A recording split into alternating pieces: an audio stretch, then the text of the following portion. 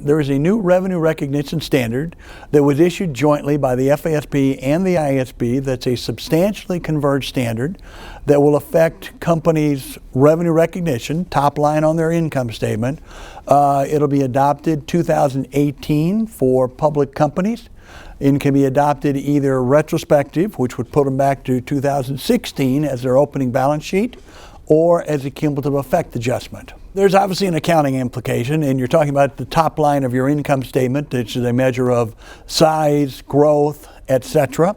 Secondly, it has rippling effects because it's going to impact other metrics. It can affect incentive compensation plans. It could affect debt covenant compliance.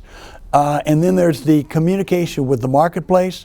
What should the market expect as you adopt the new standard? How will you look compared to your peer companies when you adopt the new standard? And then there are broader implications within the company. There are going to be systems consequences. There might be internal control consequences.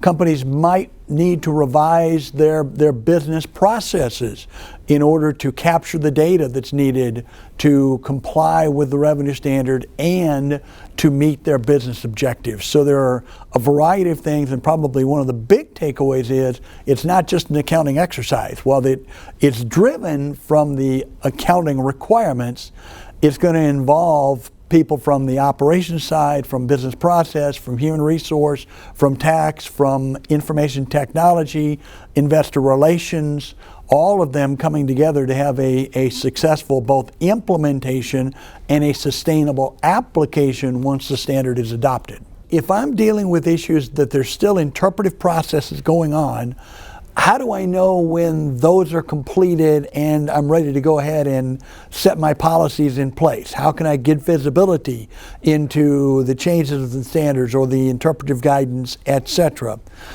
Secondly is once I've been able to do that and start to bed down my accounting policies that are going to drive a lot of the other aspects, what do I need to do from the standpoint of data capture and involvement of other constituents within the organization to get them to buy in to a fairly extensive process that in many cases will be in addition to their day job so that you can have an effective implementation process. And the longer you let it go, the more potential landmines you might run into that you don't anticipate, and obviously the less time you'll have to deal with it, both in terms of identifying what the issues are, identifying solutions, and implementing solutions to that. So the more proactive a company is and the quicker they get involved, the quicker they can identify the issues and they can put in both an effective and an efficient implementation process.